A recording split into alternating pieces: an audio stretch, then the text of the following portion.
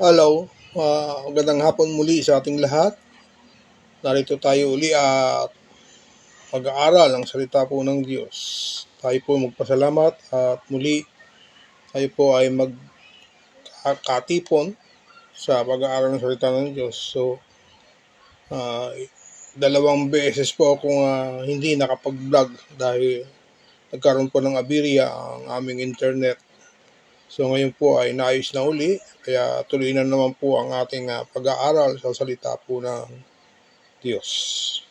So again, welcome to our study, Grace Revealed by Pastor Dusty.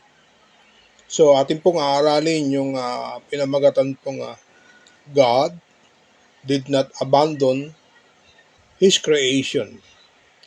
Ang Diyos ay hindi nagpabaya sa kanyang mga ginawa, kanyang mga nilikha. So yun po ang ating aaralin ngayon.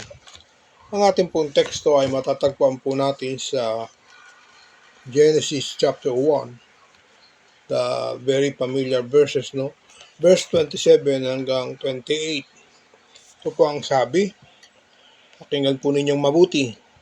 So God created man in His own image, in the image of God created He him, male and female created He them. And God blessed them, and God said unto them, be fruitful and multiply and replenish the earth, and subdue it, and have dominion over the fish of the sea, and over the fowl of the air, and over every living thing that move upon the earth. Sabi po ng Tagalog, tinalang ng Diyos ang tao ayon sa kanyang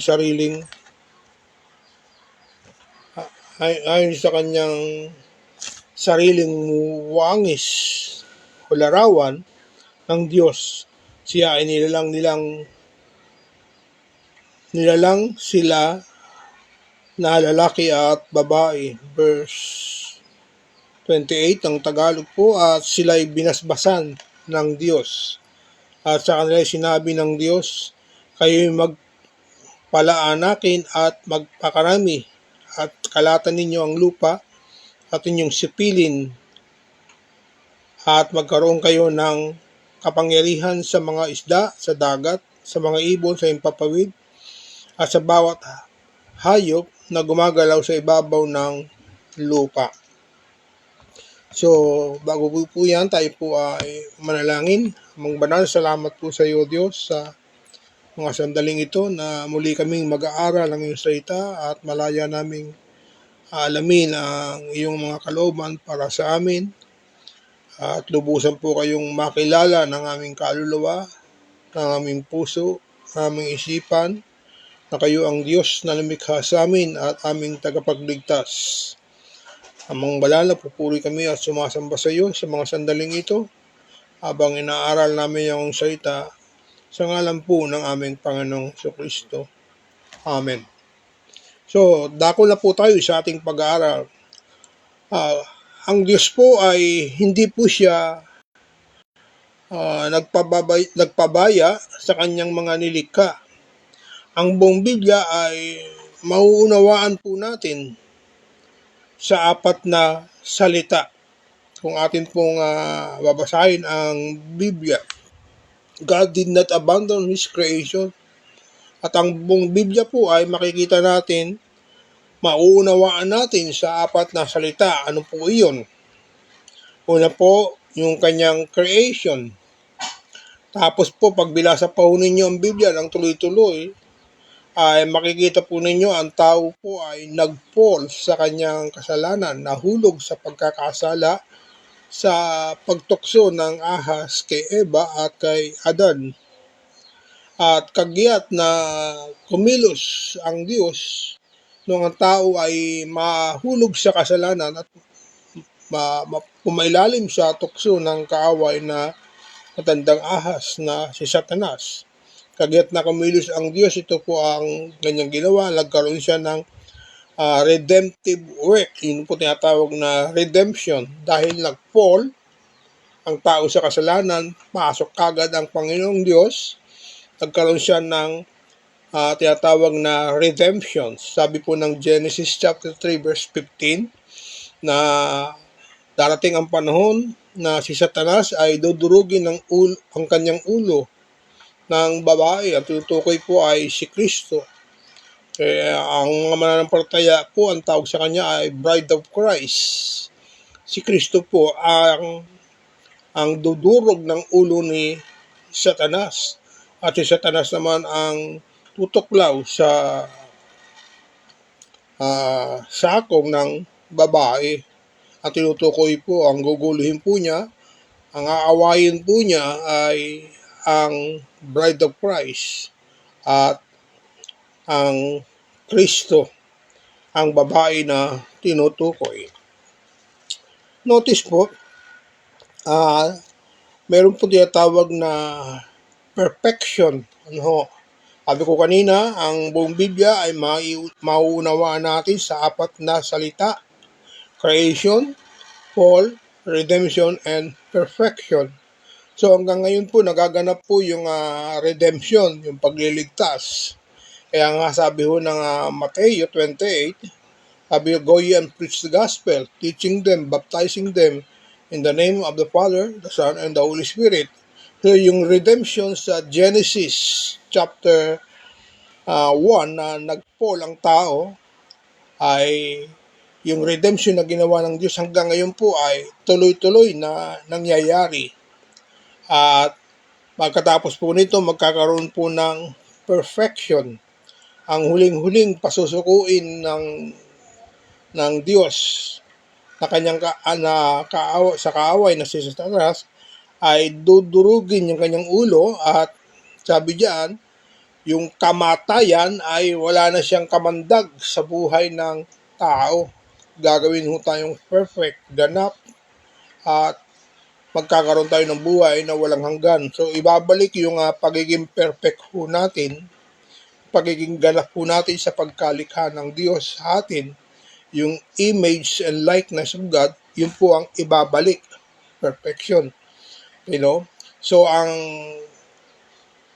kamandag ng kamatayan ay ang kasalanan, kaya po namamatay ang tao. Pero sabi ho ng Biblia ay nung si Kristo ay napako, namatay, nilibing at muling nabuhay, gayon din ang mga mananampalataya, believer. Nung mamatay si Kristo, kasama na rin po tayong namatay. Nung si Kristo ay napako, naipako na rin ho tayo. Nung si Kristo ay inilibing na rin ho tayong mga mananampalataya. Nung si Kristo ay nabuhay na rin tayong mga mananampalataya. Yun po ang nangyari sa kapangyarihan ng resurrection of Jesus Christ doon sa tomb, nagkaroon po tayo ng muling pagbabalik na nawala sa atin, na sa kagagawa ng kaaway, yung likeness and image of God, ay ibabalik po yun. Kaya nga, those who are in Christ, sabi po ng Biblia, they have eternal life. Sabihin, yung ating buhay ay nakalakip na sa Panginoon. Malabo na yung mawala. At kung saan man pumunta ang Panginoon, naroon din po tayo. Kasama natin ang Diyos. Yung salita pong wherever you go, there I am also. Sabi ni Krishna, saan man kayo pumaroon, ako'y kasama ninyo palagi. Sa inyong patutungahan hanggang doon sa kaduluduluhan ng daigdig na ating pupuntahan, kasama tayo ng Diyos. Ano ba yun? Ano ba ibig sabihin? Dulo ng daigdig. Hindi naman tayo nakakarating sa dulo pa ng daigdig. Ang tinutukoy po ron, hanggang sa kawakasan ng iyong buhay, makakasama natin ang Diyos. Sabi po yan ng John chapter 16, di ba? Ang Banal na Espiritu ay sasama sa atin hanggang sa kaduduluhan ng daigdig.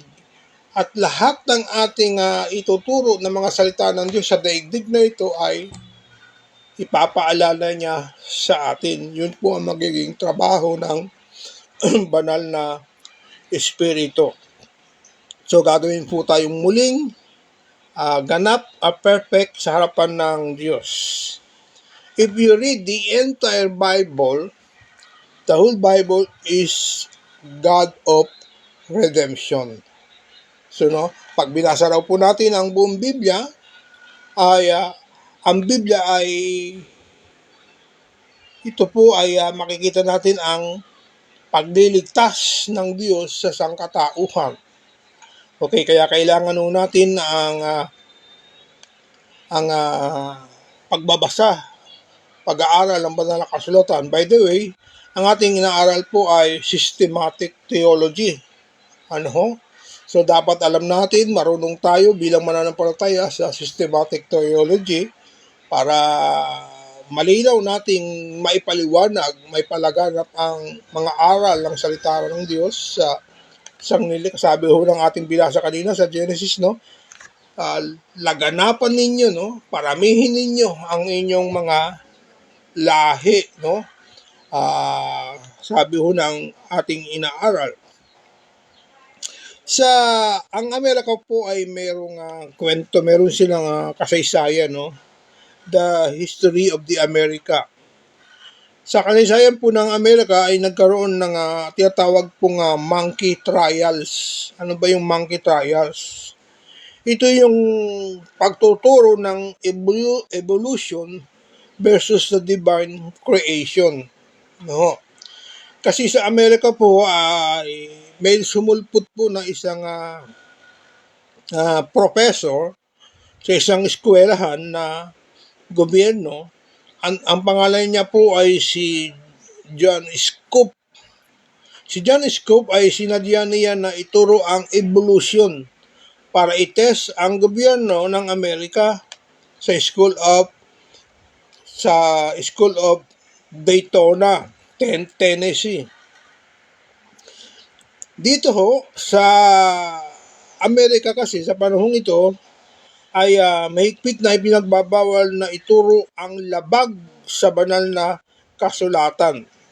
Okay, may batas ang Amerika sa panahon nito na bawal magturo ng evolution na labas sa banal na kasulatan. Si John Scoop ay sinadya niya na magturo ng evolution. Ang dahilan niya, ang puntos niya ay subukin ang gobyerno ng Amerika kung ano ang kanyang magiging tayo sa pangangaral ng salita ng Diyos. Mananatili ba itong matatag o makikipag-compromise? Okay. Ito nga po si John Scoop ay sinadya niya na magturo ng evolution sa Amerika sa school ng Daytona, at dito ay mahigpit na pinagbabawal na ituro ang labag sa banal na kasulatan. So nagkaroon po ng debate o debate. Natalo si John Scoop. Okay? Natalo si John Scoop sa debate dahil bawal nga po talaga na magturo ng evolution sa Amerika. Ito ay sumikat dahil para itong gera ng Biblia versus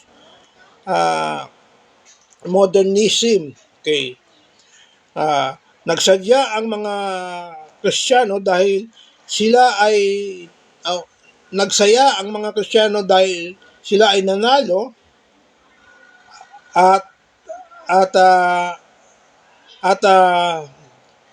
natalo ho si John Scoop.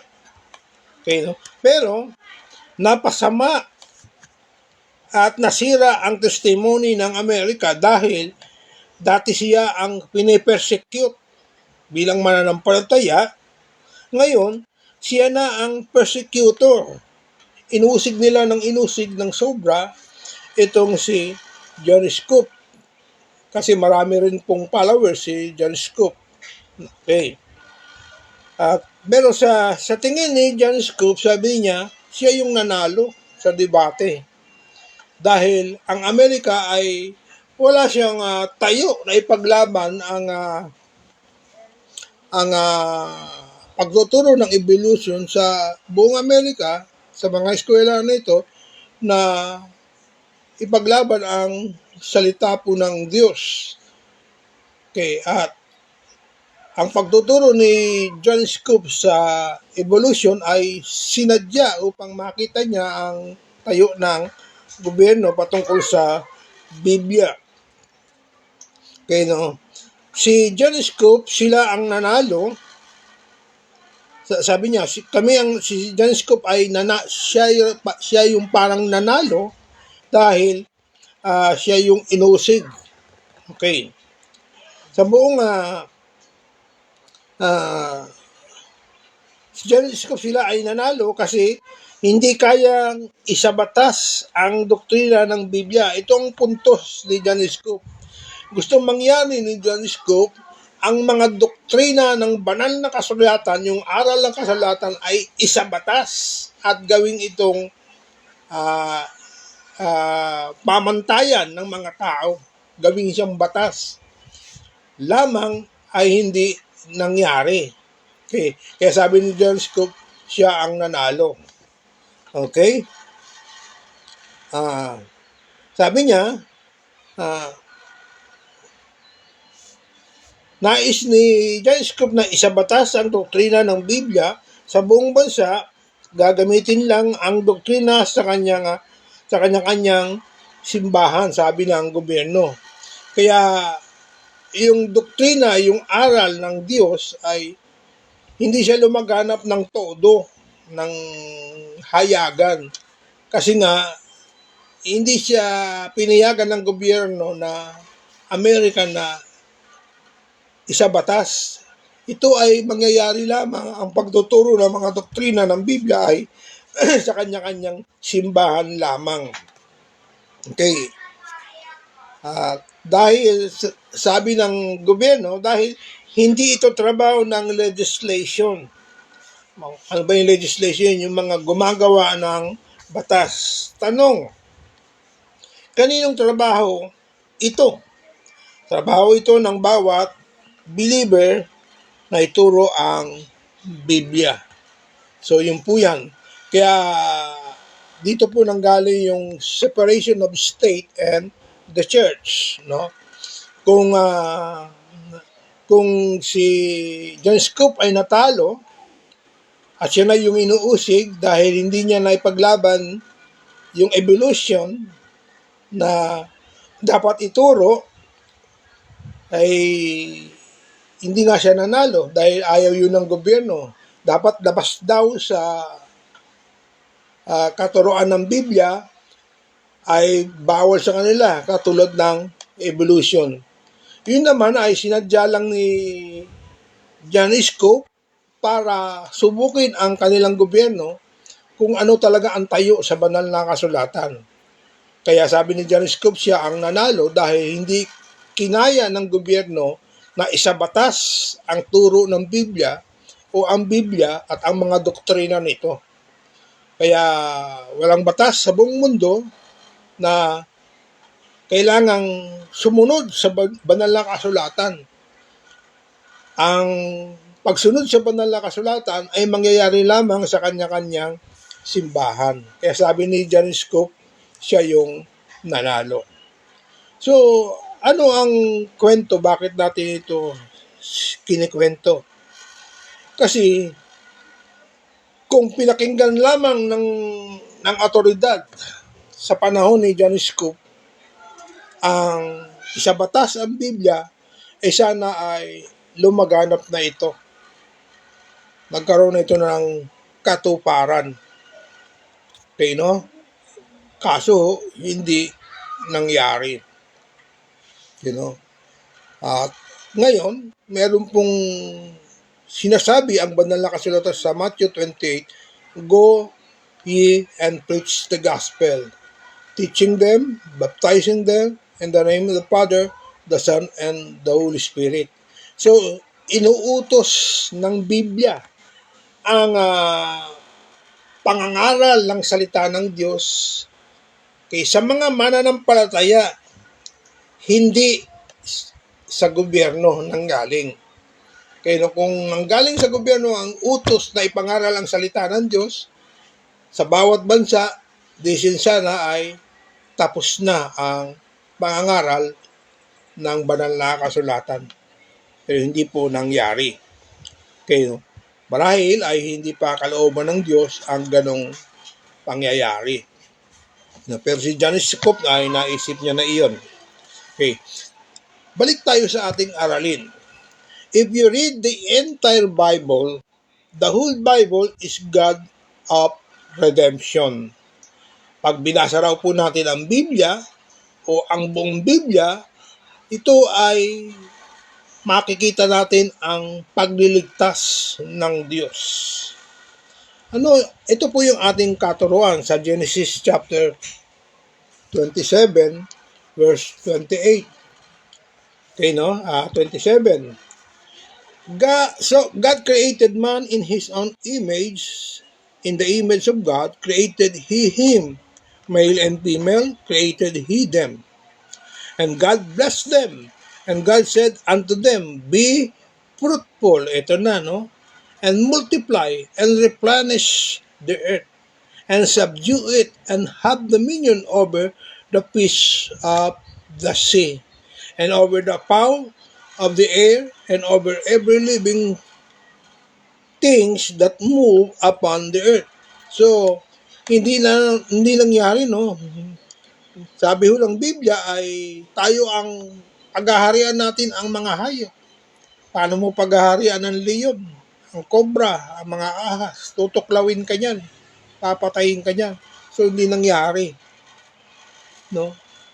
Ang ibig sabihin ng replenish the earth, multiply, magpakarami kayo. Sa panahon ng Genesis, physically, inutos talaga na magpakarami. Ang tao dahil kaunti pa. Pero sa ating panahon, ang aral na ito ay spiritual. Magpakarami kayo bilang mga anak ng Diyos. Pakalatin ninyo, paramihin ninyo ang inyong lahi na mga mananampalataya. Okay. At sabi ng Diyos ay sila ay pinagpala. And God bless them. So, anong katuruan natin? God created Adam and Eve to form the nation. Nakita ho ninyo? Nilikha ng Diyos si Adam at si Eva upang bumuo ng bansa, mga bansa sa buong mundo. Pakalatin ang kanilang lahi, ang tao. Mag-form siya ng mga bansa. Okay. Yun ang utos ng Diyos kay Adam. Pero hindi ho nangyari sa panahon ni Adam at nalaglag nga sa pagkatukso ang tao sa kasalanan. Pero salamat dahil nagkaroon ng redemptive work ang Diyos mismo sa panahon nila Adam sa pagkahulog ng tao. So pangalawa, sa ating katuruan, the nation were meant to love and obey God. This is the original plan of God. Ang mga bansa raw po ay mahal ng Diyos at kailangan itong pasunurin sa Diyos dahil ito talaga yung original plan. Ibalik yung tao sa image and likeness ng Diyos kasi yun yung nawala nung ang tao ay mag-fall sa kasalanan. So, ipinapakita ng Diyos yung kanyang pagmamahal sa kanyang nilikha na tao, si Adam at Eve, at sa ating kapanahunan, ipinakikita ng Diyos na labis niya itong mahal. Kaya ito tinubos. Okay. Kaya sa ating kapanahunan, sa bagong tipan, God so loved the world, He gave His only begotten Son, and whosoever believe on Him should not perish but have an everlasting life. Magkaroon siya ng buhay na walang hanggan. So yun po yung redemptive work of God to us. No, magkaroon ng muling pagbabalik ng anyo, wangis natin sa Diyos. Yan po ang nais ng Diyos, no? Pangatlo, the world was designed to be a sanctuary full of God's image. The purpose of God to worship Him. So sabi rito, ang mundo raw po ay dinesign siya para maging sanctuary ng mga mananampalataya, mga taong sasamba sa Diyos. Ang mundo ay punuin siya ng wangis ng Diyos, anyo ng Diyos. Mga taong sumasamba sa Diyos. Yan po ang nais ng Diyos na ganapin ng tao sa pamamagitan ni Eva at Adan. Punuin ang daigdig, gawin siyang sanctuaryo ng mga image at likeness ng Diyos. Mga taong sasamba sa Kanya, punuin ang daigdig. Kaya ngayon, ginagawa ng mga tao na ipangaral ang salita ng Diyos. Yan po ang purpose. No? Ulitin ko po, the world was designed to be a sanctuary full of God's image, the purpose of God to worship Him. Okay, no? Punuin ang daigdig ng mga taong sasampalataya, sasamba sa Diyos, kay mga taong mga anak ng Diyos, punuin ang daigdig at sambahin ang Diyos na lumikha sa Kanya. Okay, yan talaga ang plano. Yun ang gustong ibalik ng Diyos sa ating kapanahunan nung ang tao ay mahulog sa kasalanan. Pang-apat, God did not abort His original plan. Okay, no? This our biblical hope. Hindi niya sinukuan ang kanyang mga nilikha. Kaya tayo ay hindi dapat din susuko sa buhay dahil hindi tayo susukuan ng Diyos. Kaya ang Diyos ay may plano ng pagliligtas sa atin. Ulitin ko po, no? Hindi pinabayaan ng Diyos ang kanyang original na mga plano sa tao, sa atin, na mananampalataya. Ito po yung tinatawag na biblical hope ng mga mananampalataya. Okay? Hindi niya tayo sinukuan. Okay? Tayo ay kanyang nilikha. Kaya, hindi rin tayo dapat sumuko sa buhay na ito. Na harapin ang ating Diyos, kilalanin ng Diyos, sumamba sa Diyos, lumapit sa Diyos.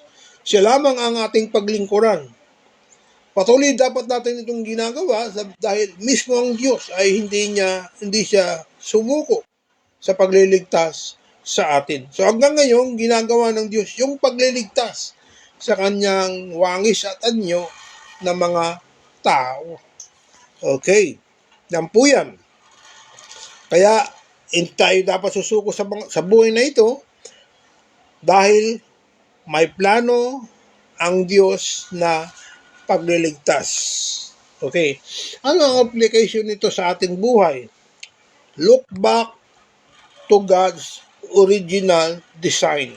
So balikan po natin daw, no, yung plano ng Diyos. Yung original plan ng Diyos sa iyo. Ano ang original plan ng Diyos sa iyo? Ikaw ay iligtas. Ikaw ay bigyan ng buhay na walang hanggan. Ikaw ay bigyan ng kasaganaan sa iyong buhay. Life. Ang sabi ng John chapter 10 verse 10, no? Dumating si Kristo dito upang magbigay ng buhay. Ang buhay na tinutukoy doon ay buhay na walang hanggan. Pag tinuloy niyo pa yung pagbabasa, nagpunta si Kristo dito ay upang magbigay ng buhay at buhay na sagana. Yun po yung physical, yung pangalawang stanza, no? Buhay na sagana. Okay? Abundant life. Yun ay pangangailangang physical. At ang dyablo ay pumunta dito sa daigdig upang magnakaw. Ano yung nanakawin niya sa atin? Yung mga aral na ibinigay sa atin ng Diyos. Yung mga dapat na tinatamasa natin na bigay ng Diyos, inagaw yun ni Satanas. Tinukso niya si Eva at Adan. Nahulog sa kasalanan ng tao. Ang magdanakaw na si Satanas ay nagpunta upang magnakaw, sumira at pumatay. Kaya may mga patayan ngayon, may mga pamilyang nasisira, nawawasak, nadadaya. Okay? Yan po ang nangyayari. Pero si Kristo ay napunta rito upang magbigay ng buhay. Buhay na walang hanggan. At buhay na sagana. Physically. Okay? Literally. Pagpapalain ka ng Diyos. Okay? Yun ang gusto niya mangyari, ibalik yung tamang ugnayan natin sa Diyos. Okay, look back to God's original design. Then, look forward God's perfect redemption. Tingnan daw natin, balikan natin ang nakaraan na ang plano ng Diyos ay ganap na pagliligtas. Kailan lamang pinag-aralan natin kung paano tayo magiging ganap at perfect sa harapan ng Diyos. Take note mga kapatid, kaya ka na born again, kaya ka naligtas, yan ay galaw ng Diyos. Trabaho ng Diyos na bigyan ka ng buhay na walang hanggan at gawin kang ganap. Kasi without perfection, without ganap na mga tao, kung hindi ka magiging perfect, hindi ka papasok sa langit. Kaya kailangan ka maging perfect, meaning sanctified, justified, righteous, blameless, fully forgiven. Kailangan sumaiyo ang mga salitang ito. Tanggapin mo ang mga salitang ito. Ikaw ay pinatawad ng Diyos buong buo. Binanal ka. No? Niligtas ka. Pinatawad ka ng buong buo. Kasi kung hindi ka patatawarin ng buong buo ng Diyos, kung hindi ka magiging ganap, never kang papasok ng langit. Kaya para ka maging ganap, pinaranas ka ng kaligtasan, na born again ka, naging mananampalataya ka. Ibinuhos yung dugo ni Kristo sa krus ng Kalbaryo to cleanse you. You are cleansed forever. Once and for all, sabi mo ng Biblia. For without the shedding of the blood, there is no remission of sin. May dugong nabubuo sa krus ng Kalbaryo. And you are cleansed forever. Wala ka ng kasalanan. Kaya ganap ang tawag sa atin. Naibalik na yun nung ikaw ay maging mananampalataya at na-born again ka. Okay? Yun po ang ibig sabihin ng ganap. Kailangan tayong maging ganap, perfect, para makashoot tayo ng langit. At kung titingnan mo ang iyong sarili sa harapan ng Diyos at sa harapan ng mga tao, ang tingin mo of course sa iyong sarili, marami ka at makasalanan. Okay? Minsan, pag may mabigat ka pang kasalanan na gawa, naku, konsensya ka na ikaw ay napakarumi, napakamakasalanan. No! You are the temple of the Holy Ghost. The house of God. Meaning, malinis ka. Kaya tumira at nanahan sa iyo ang Diyos at ang banal na Espiritu, knowing not that your body is the living temple of the Holy Ghost. Meaning, malinis ka sa Diyos. Kaya siya nanahan sa iyo. Ang Diyos, take note, hindi siya pwedeng manahan sa isang bagay na marumi. Kaya nanahan ang Diyos sa iyong katawan dahil malinis ka, nilinis ka ng dugo ni Kristo Jesus sa krus ng Kalbaryo. Pinatawad ka buong buo. Ginastified ka. Sinanctified ka. Ginawa kang righteous. Ginawa kang ganap sa harapan ng Diyos. That's why you are saved forever. Naibalik sa iyo yung image and likeness ng Diyos na ating inaaral ngayon. Okay? So ulitin ko po, hindi pwede kang pumasok ng langit hanggat hindi ka ganap. Para maging ganap ka, linisin ka, patawarin ka, i-justified ka, i-sanctified ka, fully forgiven, iligtas ka, bigyan ka ng buhay na walang hanggan. Ito ang mga kaparaanan para shoot ka ng langit. Hindi yan mangyayari sa iyong kaparaanan. Kailangan tanggapin mo ito, bigyan ka ng Diyos. Okay? Upang mangyari ang kagustuhan ng Diyos sa iyo. The plan of God, the original plan of God is to make you holy, righteous, and perfect, saved by the blood of the Lamb, okay, and have eternal life. That is your position in the sight of God. Kaya kung titingnan mo yung iyong sarili, marami ka. Titingnan ka ng katao, marami ka. Okay lang. Kasi sa harapan naman ng Diyos, born again ka. Okay? Kasi yung tao, wala siyang kaisipan na siya ay ganap eh. Ulitin ko po, no? Kasi yung tao po wala siyang kaisipan na ganap siya sa harapan ng Diyos. Dahil may aral po na isa lang ang mabuti. Isa lang ang ganap, ang Diyos. Diba? Sabi ng mayaman kay Kristo Jesus, bakit mo ako tinatawag na mabuti? Isa lang ang mabuti, kundi ang Diyos. Okay, no?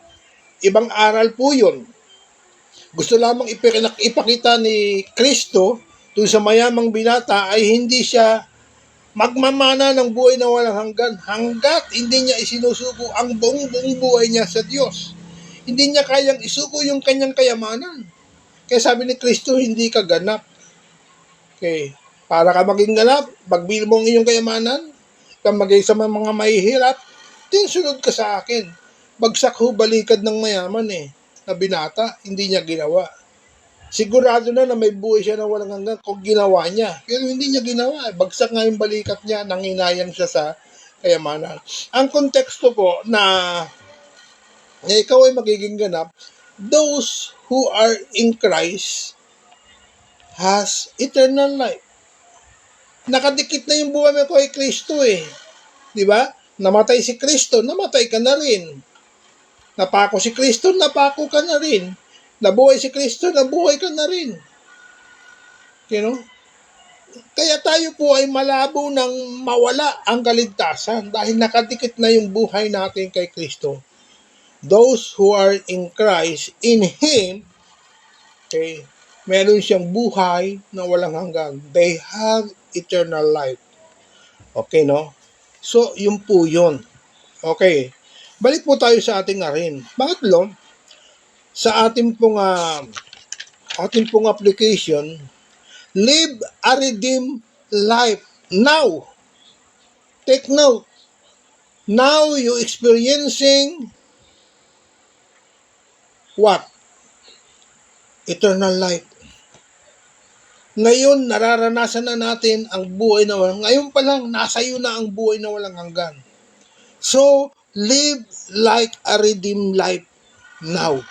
Mabuhay ka, mabuhay tayo na totoong mga ligtas, not fake, hindi sumasang-ayon lamang sa kagustuhan ng marami. But in reality, know yourself in the sight of God that you are saved. Prove yourself that you are saved. Prove yourself that you have eternal life. Prove yourself that you are cleansed, fully forgiven. Okay? So, live like a redeemed life now. Dahil ngayon pa lang, mayroon ka ng buhay na walang hanggan. Yan po yan. Panghapat, live a life of worship. This, the design of God, the whole nation, the whole world will worship Him. Ito po yung tinatawag na growth of the kingdom. No? Tayo raw po ay mamuhay na palasamba sa Diyos. Okay? Dahil ito ang nais ng Diyos sa atin na ang buong bansa ay punuin niya ng mga taong sasamba sa Kanya, maniniwala sa Kanya, magtitiwala sa Kanya. Okay? Siya ang gagawing Diyos ng iyong buhay. The whole world will worship Him. Ito po yung tinatawag na growth of the kingdom. Mamuhay ka na isa sa mga nakikibahagi sa pagpapalawak ng kaharian ng Diyos. Okay? So, preach the gospel into the whole world. Okay? So, maganda po yun. Yun ang talagang plano ng Diyos. Makibahagi tayo ng pagsamba sa Diyos. Ano man ang ginagawa natin, pag ito ay itinuon natin para sa Diyos, yun po ay pagsamba. Engineer ka? Gumagawa ka ng mga bagay pang Diyos? Ang tawag sa iyo, engineer na sumasamba sa Diyos. Doktor ka? Tawag sa iyo ay doktor na gumaganap sa mga kagustuhan ng Diyos. That is a part of worship to God. Ano man ang iyong kalalagayan, ano man ang iyong ginagawa, basta't ang kaisipan mo at ang puso mo ay para sa Diyos, ang tawag po dyan ay pagsamba sa Diyos. Okay? Yan po yun. Tanong, bakit mahalagang alamin ang plano ng Diyos? Kapag binasa mo ang buong Biblia, ang plano ng Diyos ay isinamarize na sa apat na salita: creation, fall, then redemption, then glorification. Kaya sabi po ng 1 Corinthians chapter 15 verse 58, no? Ang sabi roon, wala nang kapangyarihan sa mga mananampalataya ang kamatayan. Ang kamandag ng kamatayan ay kasalanan. Si Kristo walang kasalanan. Tayo ay na kay Kristo, therefore wala na po tayong kasalanan. Kaya sabi ng Romans 8:1, there is therefore now no condemnation to them which are in Christ Jesus. Okay, no? Wala, zero condemnation tayo sa harapan ng Diyos. Yun po yung ating kalalagayan. Dahil binigyan tayo ng buhay na walang hanggan. Balikan natin 1 Corinthians 15:58. The sting of death, yung kapangyarihan, yung kamandag ng kasalanan, wala nang kapangyarihan sa atin dahil binigyan na tayo ng buhay na walang hanggan ng Diyos. In the sight of God, He declared us righteous, saved by the blood of the Lamb, cleansed by the blood of the Lamb, okay? Forgiven fully. I repeat, we are justified, sanctified, holy, and acceptable to God. Yan po yung ating posisyon sa harapan ng Diyos. Panghuli, sabi po ng Isaiah 48 verse 17, this is the Lord says, your Redeemer, the Holy One of Israel. I am the Lord your God who teaches you what is best for you. He directs you in the way you should go. Okay, no? Sabi niya, no? Sabi ng Panginoon sa Isaiah 48 verse 17, ako ang Panginoon mong Diyos na nagsasabi sa iyo na ako ay iyong tagapagligtas, ang banal ng Israel, at ako ang iyong Panginoong Diyos, at ako ang nagturo sa iyo ng pinakamabuting bagay para sa iyo. At ako ang magpapatakbo, direct, no? Ako ang magpapatakbo ng iyong buhay saan ka man bumaroon. No? Sa Tagalog, napakahaba niya. No? Pero sa English, sabi niya, this is the Lord says, your Redeemer, the Holy One of Israel. I am the Lord your God who teaches you what is best for you, who directs you in the way you should go. So napakaganda po niyan. Yan po yung ating position sa harapan ng Diyos. Hindi tayo iniiwanan, hindi tayo pababayaan. Dahil binabantayan niya yung bawat galaw natin.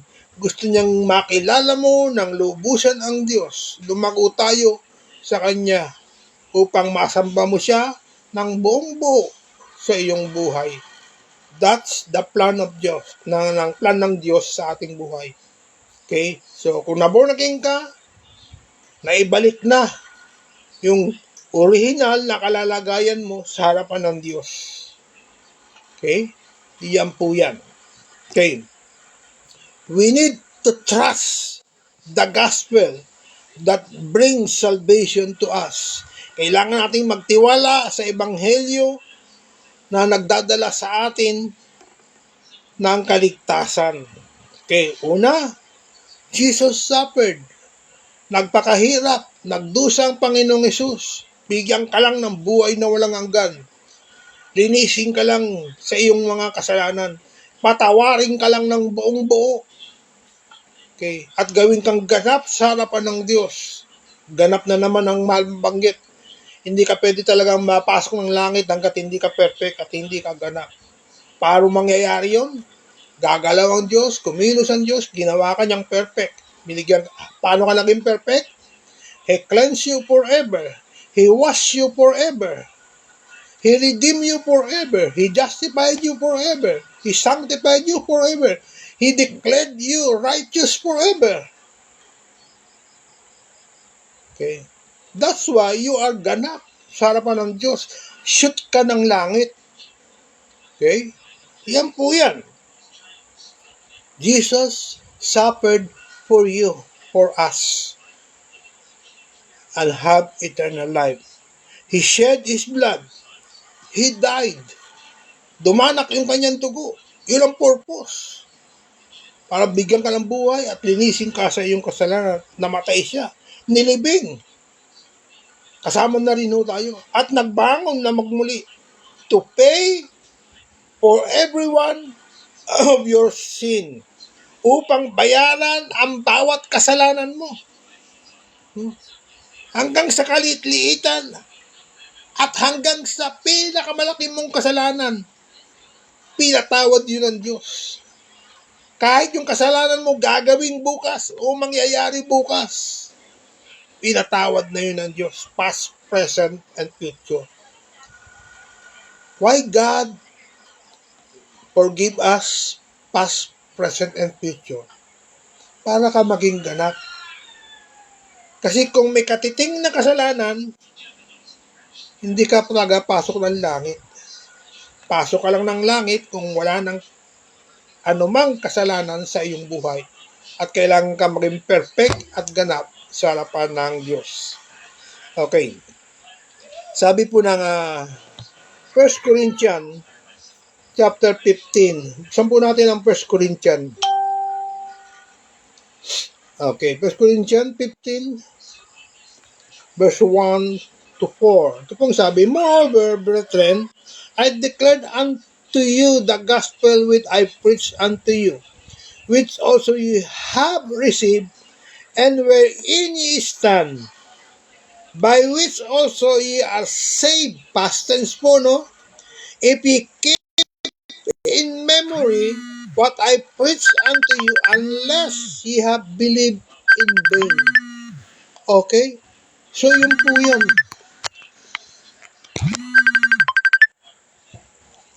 Yun po yan, ano? Next, tuloy po natin.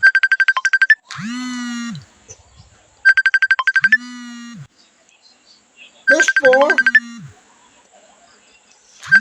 and that he was buried, and that he rose again the third day, according to the scripture. Okay, tayo po ay nasamang nalibing at nagbuhay na magmuli kasama ni Kristo. Okay, sabi po nga, Romans chapter 3 verse 21. Dito na po tayo magtatapos. Ano? Romans chapter 3 verse 21. Ito pong sabi, but now the righteousness of God without the law is manifested, being witnessed by the law and the prophets. You know, yung pagiging, sabi nito, datapot ngayon bukod sa kautusan, ay ipinahayag ang isang katuwiran ng Diyos na sinaksihan ng kautusan at ng mga propeta. So, na-receive po natin yung pagiging matuwid. Okay. Sabi po ng verse 23, for all have sinned and come short of the glory of God, and being justified freely by His grace, through the redemption that is in Christ Jesus. Pinalaya na tayo. Tayo po ay pinapaging banal. Okay, sa Tagalog po natin, palibasay, inaring ganap na walang bayad ng kanyang biyaya sa pamamagitan ng pagtubos na nasa kay Kristo Jesus. Okay, ito. Ibig sabihin, Biblia na, yung ating binasa ang nagsalita. Tayo raw po ay inaring ganap, perfect, sa harapan ng Diyos. Therefore, sigurado na yung buhay na walang hanggan. Okay? Yung Ephesians chapter 2, very familiar verses po ito, no? Punta tayo ng Ephesians chapter 2. Okay, verse 8 and 9. Okay, pakinggan po ninyo. Very familiar verses, pero dahan-dahanin po natin basahin. Ano ho? Para maintindihan po natin. Sabi nito, for by grace ye are saved. Past tense. Ano? With ed, yung saved. For by grace are ye saved through faith. And that not of yourself, hindi sa iyong sarili. It is the gift of God. Bigay ng Diyos. No, biyaya ng Diyos. Bigay sa atin. Okay, no? Not of your works. Verse 9. Hindi sa pamamagitan ng iyong mga gawa o tinarabaho mo. Lest any man should boast. Okay? So, natanggap natin ang kaligtasan, ang biyaya, ang buhay ng walang hanggan, ang pagiging ganap, ang pagpapatawad ng buong buo sa harapan ng Diyos. Yan yung ating position sa harapan ng Diyos. Fully forgiven. Nagkaroon tayo ng fully na pagliligtas. Fully forgiven, fully sanctified. Okay. Yan po yung ating kalalagayan sa harapan ng Diyos. Muli, magandang gabi sa ating lahat. Naway na pagpala po tayo sa mga araling ito. At tayo po ay natuto, nagkaroon ng kamuwangan sa mga salita po ng Diyos at nagkaroon ng buhay na walang hanggan, higit sa lahat. So tayo po ay manalangin. Salamat po o Diyos sa iyong ginawa sa aming buhay, na kami ay pinatawad po ninyo ng buong buo. We are fully forgiven. We are fully sanctified. We are fully justified. We are fully righteous in your sight and have eternal life. And we receive grace from you, Lord, not of our works, kundi sa mga biyaya po ninyo na ginawa para sa amin. Ama, salamat po sa gabing ito, sa ngalan po ng aming Panginoong Jesucristo. Amen. Muli, magpapalain po tayo ng Panginoon sa ating mga buhay ngayon at magpakailanman. Amen. God bless po sa ating lahat.